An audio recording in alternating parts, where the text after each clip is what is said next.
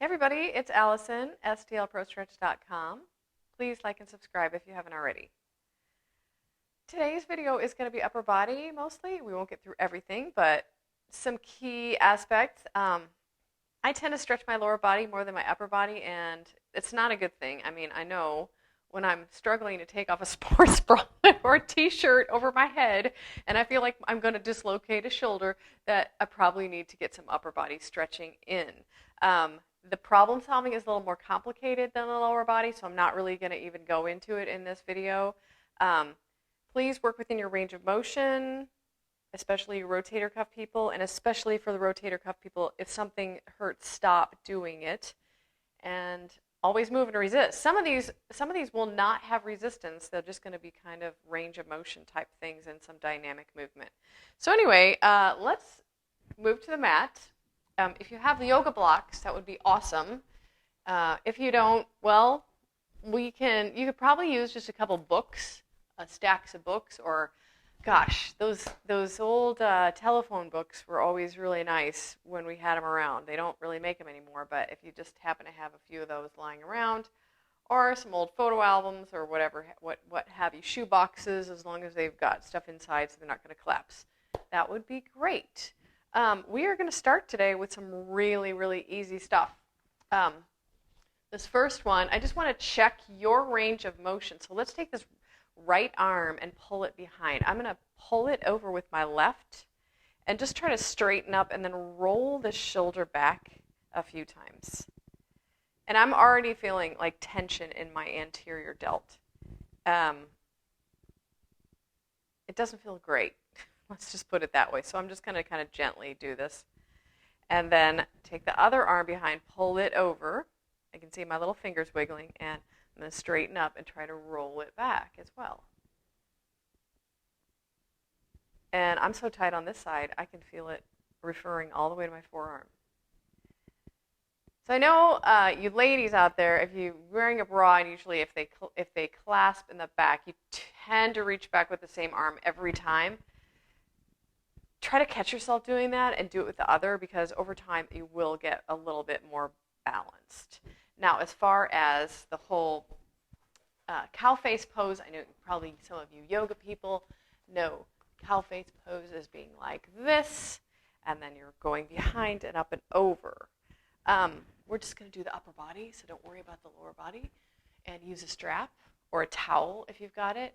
So we're going to start again with that right arm behind, reach up, and then take the strap and take it behind and see if you can reach it. Now maybe you can clasp your fingertips behind you and hold if you're able. I'm usually able on this side, at the other side that I'm not. I'm left-handed, so that's why. And then for another little neck stretch, tip your right shoulder toward your right ear, or your right ear toward your right shoulder, and then roll it forward a little bit. And then I'll get into some of the neck. If you have tension in your levator scap or your trap. And then switch sides. So we're going to take the left arm behind, pull it over, and then reach up the back. So I'm reaching up to the center of the back. And then I'm going to take this strap and take it behind me and see if I can grab it and kind of walk my hands together. This side I'm not so good. I can touch, and most of the time I can grasp. Today's a good day because I can do it, but not every day can I do this. So, and then if you want more than this, you're going to take your left ear toward your left shoulder, and then roll it forward. So you should be getting something huge in the side of your neck as you do this. I just feel like the stretch is so much more intense with the arms like this. You can play around with it in different positions. Maybe all you need to do is reach behind with one arm and then tilt and roll forward. I lose a lot of the stretch that way. So it's up to you. And then we're going to do, this is our rotator cuff stretch for ki-hara resistance stretching. I'm going to interlace my fingers and I'm going to bring them above my head. I'm going to imagine my fingers pulling apart as my palms push together.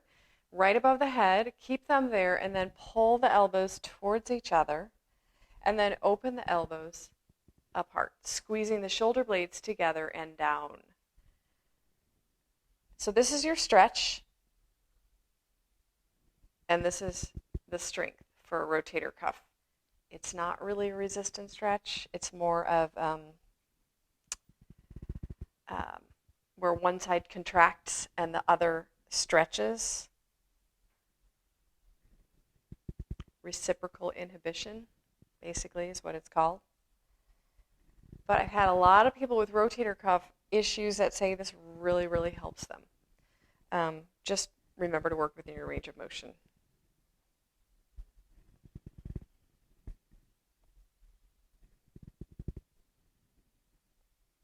And then just a little mobility. We're going to take the strap. If you don't have a strap, grab something really long like a belt or a towel because you're going to need some length on this one. We're going to lift it above the head, take it back until you feel a little stretch, and then up and over. And you could actually add some breathing in with this.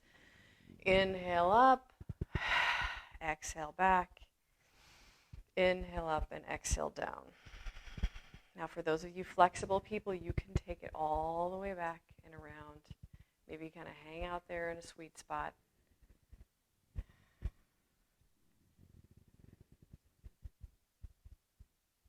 This is pretty intense, but it doesn't have to be. You can always take that strap a lot longer, and I do want you to do that.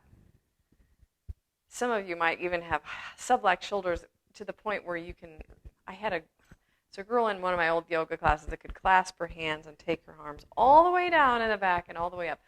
I don't think that's normal. It kind of always freaked me out a little bit. But just do what feels good to you. And this, for some reason, this always feels amazing to me.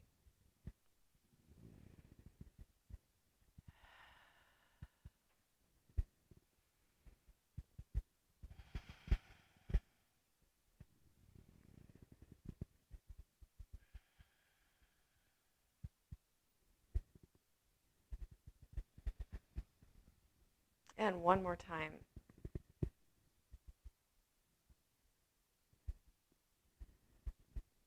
Okay.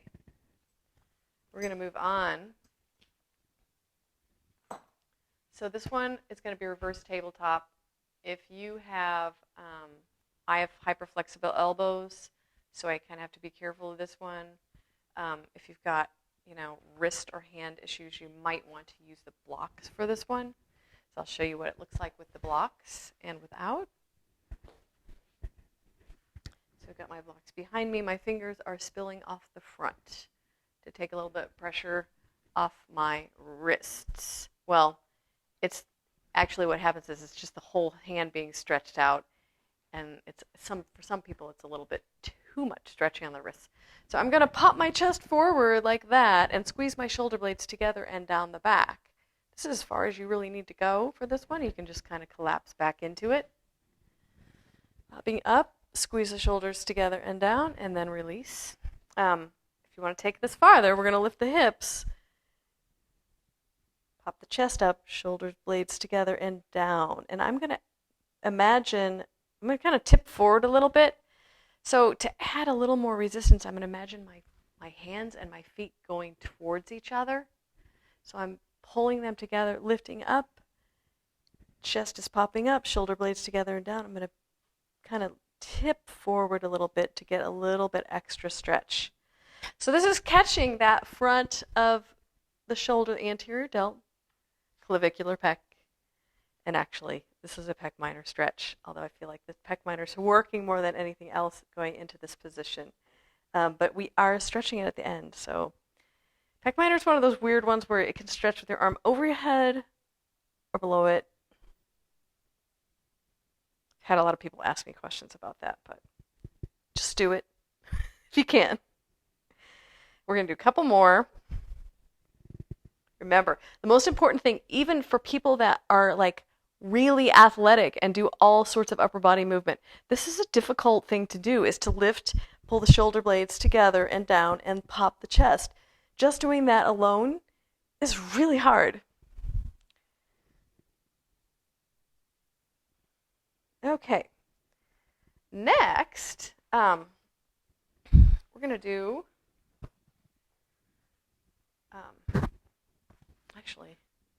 we're going to do some push-ups. And again, if you, I do these with the blocks because we're going to be going over a true push-up. And again, if your wrists are really sensitive, then let your fingertips kind of spill off the top of the block. Okay? So I've got my blocks at least shoulder width apart. I like to have them a little bit wider than that just because I feel like I get a better stretch. So I'm in this push-up position just on all fours. So I'm not yet in a push-up position. I'm going to pull my thumbs towards each other to contract my pec muscles as I shift my weight forward. So I'm modified plank. I'm going to pull my thumbs towards each other to contract my pec muscles. And then I'm going to lower down. My elbows are going to come out to the side and slightly back as my chest opens and my shoulder blades pull together and down. And that is my stretch. I'm going to just push right out of it. I'm not really concerned about that concentric contraction. I'm more concerned about the lowering phase because that's where I'm going to get the stretch. So pull the thumbs together, shoulder blades squeeze together, and lower down. And then back up again.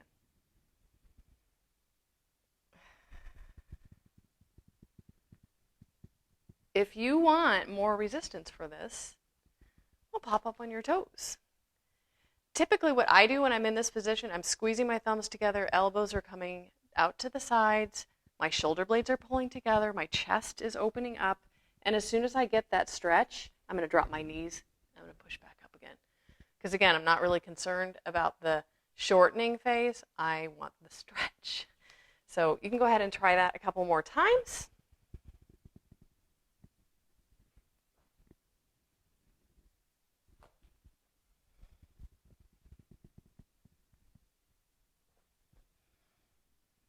You didn't know we were going to get a workout today, did you? Upper body, oh, it's going to be so easy. No, it's not. It's actually probably more strenuous than the lower body. But it's all good. Yeah. Okay. And then I wanted to go over a couple of stretches. Sometimes we get a little jammed up in the back when we do these push-ups. You can kind of feel crunchy things going on back there. So there's a couple things you can do. You can hold your elbows and push out with the elbows as you move from side to side. And if you aren't able to do the push-up, this is another way that you can stretch it, is bring your palms together and push them together and move from side to side. So you're letting one palm win and the other. But for right now, we're doing back, so I'm pushing open with my elbows. So if I were to let go of my hands, they would pop. And I'm going to go from side to side. And then, for those of you who lift weights at the gym, you know the reverse fly machine? Sometimes the handles are here and you're opening and then closing. We're going to mimic that, but we're going to take it into a stretch. Because I know in the gym, sometimes the handles come together and then it's just like, oh, if I could cross, I'd get such a good stretch. Well, that's what we're going to do here. So I want you to put your elbow out in an L shape. You're going to open it out to the side, reach across the other arm, and then pull it across the body. As it's opening, you're going to pull it across. Try to relax that shoulder. Take it all the way across until you get a stretch. And just move in and out of it.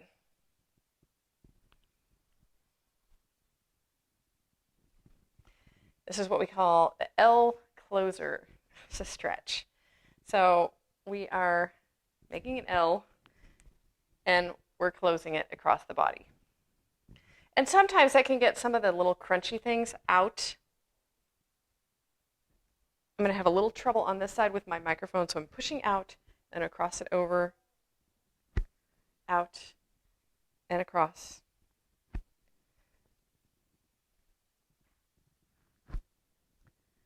And you can also do this stretch diagonally. So if I take my arm up and I'm pushing it down with my other arm and I'm kind of tractioning my arm out as I bring it across, then I'm going to take my head over to the other side. So same thing, just kind of really working that arm up, keep the arm moving up, the other arm's pulling it down and across the body. And that'll get some of the other sticky muscles in your back kind of loosened up a little bit. I'm sweating. This upper body stuff just always makes me sweat. And then we'll do the other side, so reaching up and then pulling it across. I'm reaching out with my fingertips, tractioning across the body.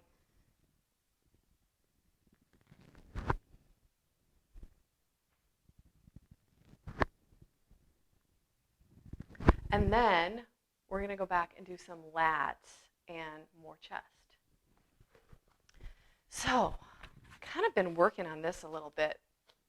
A way to get Pec Minor and Pec Stretch without lying on the floor, face down, prone. So I want to stagger my blocks. I've got one out. And you could do this just on the floor.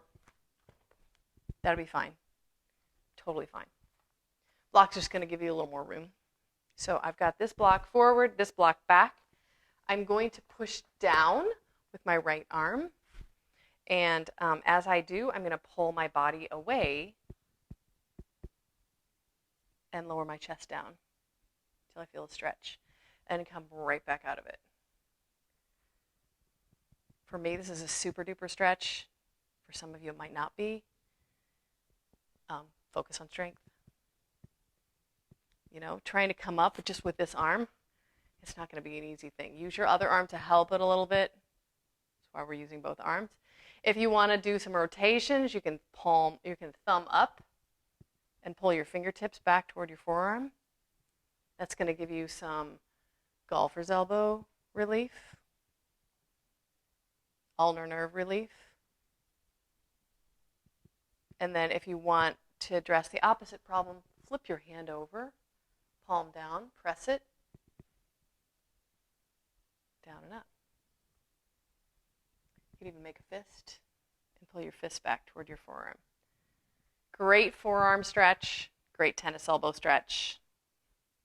And we'll do the other side. So again, I've just got my left palm down. I'm going to move my right block back. You don't need blocks. You can just use the floor. Press down and then lower the chest down toward the floor. And then push back up again.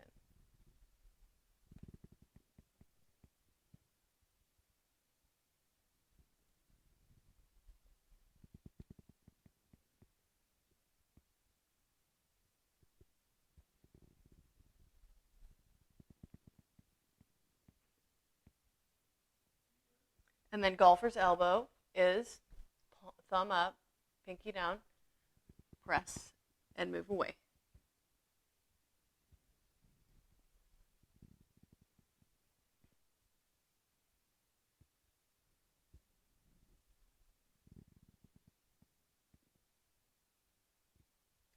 And then tennis elbow. Flip the palm upside down, thumb under, press, pull away. And you can make a fist if you want that extra stretch in your forearm.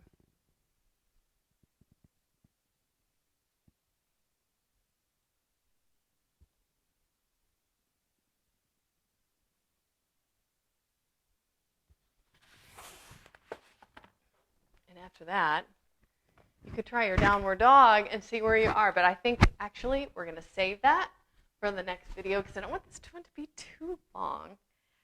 And next we'll do a lower and upper body combo. So I'll see you next time. Happy stretching, everybody. Bye-bye.